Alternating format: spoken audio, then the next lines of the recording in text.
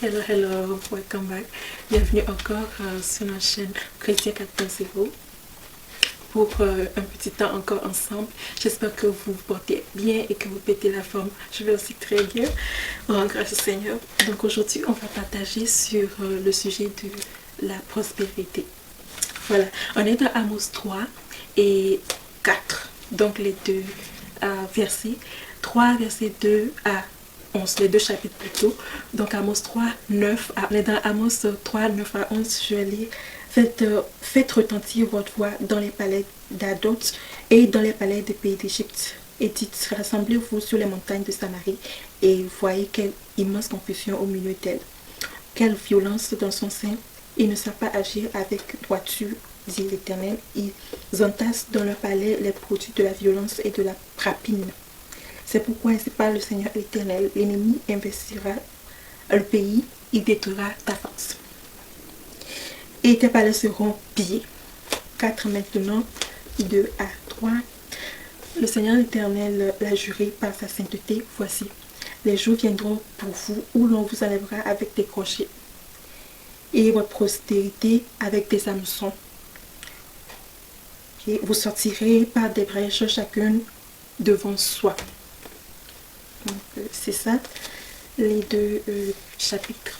Le premier, ce qu'on va tenir compte, c'est et voyez avec l'immense confusion au milieu d'elle. Quelle violence sont dans son sein, quelle violence sont dans son sein.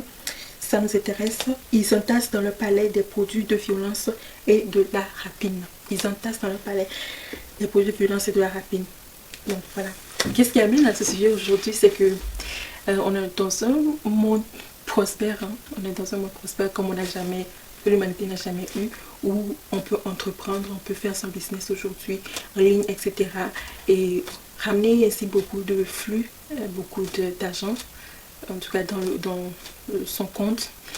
Le monde du business est tellement ouvert aujourd'hui à beaucoup de personnes qui peuvent rien du tout se lancer et créer une activité qui est très rentable. Maintenant, en tant qu'une personne qui croit en Dieu, il va falloir voir comment tu vas, si tu te mets en entreprise, comment tu veux vraiment entreprendre, quelle est l'image que ton entreprise doit vraiment refléter. Donc je vais en premier le parler des valeurs. Des valeurs comme la justice, l'intégrité et la fidélité par exemple, sont des valeurs très primordiales et importantes en affaires que beaucoup de personnes peinent à respecter. Parce que bien évidemment, il y a des façons de faire des stratégies en affaires qui sont utilisées, par exemple en marketing. Exemple, il y a des stratégies qui sont propres à différents types d'affaires. Que ce soit le e-commerce, il y a une stratégie qui est propre. Si c'est du coaching, il y a une stratégie qui est propre. Si c'est la vente des détails des produits en ligne, il y a une stratégie qui est propre. Qu'on utilise globalement dans différentes industries. Donc, une personne qui se lance va vouloir emprunter va utiliser ces stratégies bien, voilà, parce que ça fonctionne, etc., etc. Et c'est ce qui est tout à fait normal, ok, tout à fait normal.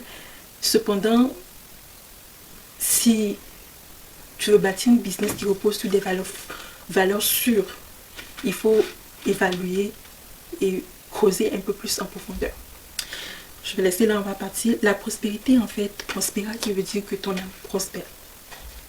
Donc voilà, les enfants d'Israël étaient dans un moment, dans un contexte historique où ils prospéraient vraiment à cette période-là, surtout une certaine tribu ici qui, elle prospérait beaucoup. Dans le verset 4, on parle aux femmes des personnes nanties, donc qui sont riches, et elles disaient à leur mari, elles donnaient de mauvais conseils, voilà, à leur mari quant à comment gérer, comment entretenir les relations avec les autres tribus. En fait, voilà ce qui se passait un peu. Elles étaient là et elles ne cherchaient pas la justice, l'intégrité, etc. C'est plus la masse des trésors. Donc, tu te dis que tu peux entreprendre, mais toi, tu fais rentrer ton argent, mais qu'est-ce que Dieu voit? Il voit la violence. Toi, tu fais rentrer l'argent, mais il voit la violence parce que comment tu as entrepris, comment tu as fait tes choses compte. Ce n'est pas seulement le résultat final. Je sais que souvent, dans le monde de l'affaire ou dans d'autres choses, on dit que c'est le résultat qui compte, n'est-ce pas? Mais ce n'est pas vraiment le résultat qui compte, mais tout le cheminement et tout ce que tu as fait jusqu'à te rendre à ce point-là va compter du point de vue de Dieu. Voilà. C'est une question d'accord. de se mettre en accord avec les valeurs. Qui m'amène à une question de décision. Parce que on va me poser la question, en quoi ce sujet est pertinent? Parce que tout le monde entreprend, l'essentiel c'est de faire de l'argent, c'est d'avoir un autre flux, rentrer d'argent, d'autres revenus, ce que tout le monde veut, nous tous nous voulons, n'est-ce pas? Mais en quoi c'est important, en quoi c'est pertinent, vu que il y a des gens qui ne respectent pas ces valeurs-là d'intégrité et de fidélité, etc. Mais prospère pareil, mais prospéra, comme j'ai dit tantôt, en fait, ça veut dire que ton âme prospère.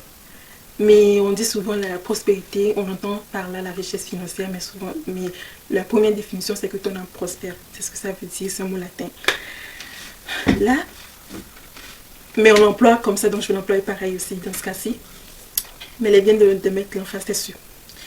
Voilà pourquoi.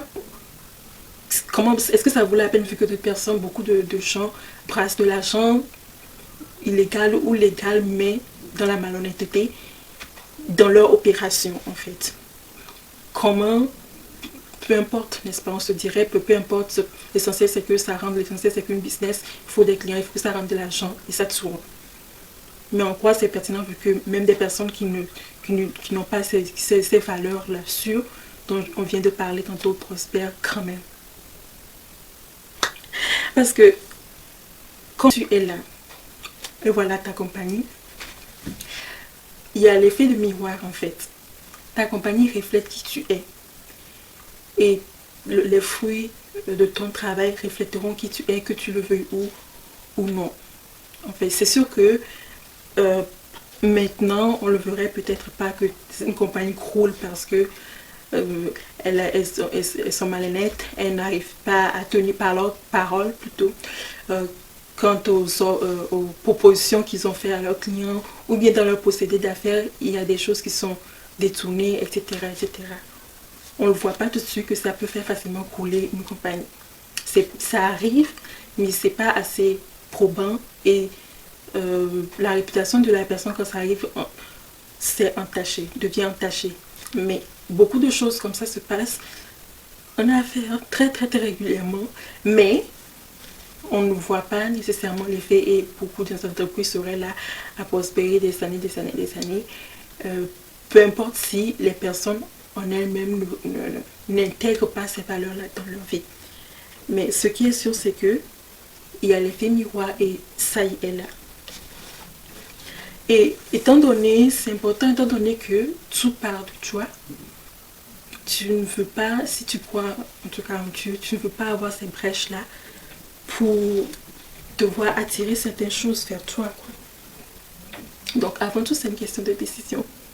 De décider, il est important de décider d'abord, parce que s'ils voient le châtiment descend sur eux, descend sur voilà, les enfants d'Israël, qui, ici on parle vraiment aux gens qui sont nantis. Par exemple, ça peut être en politique. Ça, au fait, ça peut être, c'est vraiment politique et business. C'est vraiment ces deux choses auxquelles on parle ici, duquel on parle dans ce chapitre. Ça s'adresse vraiment à ces gens de personnes qui sont dans ces secteurs-là, dans les grands postes de responsabilité, etc. qu'on a à faire. C'est vraiment à eux que ça s'adresse. Nous amène à vraiment, nous interpelle à penser d'abord à ce que l'on veut vraiment. C'est une décision. Tu veux que ce que tu fais reflète qui tu es et que tu veux que ça transparaisse aussi au travers des gens qui travaillent avec toi, qui collaborent, etc. C'est vrai qu'on ça importe vite. Souvent, dans les stratégies d'affaires, dans les stratégies, tu dis, ah là, ça fonctionne dans l'industrie, maintenant, c'est ce qui se fait. Mais est-ce que ça reflète qui tu es? Est-ce que ça reflète vraiment les valeurs que tu devrais avoir si tu crois au Seigneur? Est-ce que ça le reflète? C'est une question qu'on doit à se poser avant de, je sais pas, continuer dans ce que tu fais, parce que c'est ce auquel j'aimerais attirer l'attention aujourd'hui et partager avec vous. C'est une question de décider avant tout. Et le méchant, Dieu appelle, c'est une personne qui entreprend Parce que ici, là, on s'adresse au domaine business, politique, fondamentalement. Une personne qui est dans ce secteur, de haut niveau de responsabilité, et qui prospère d'un point de vue financier. J'espère que vous avez apprécié, que c'était enrichissant. On se revoit dans une autre capsule. D'ici là, portez-vous bien.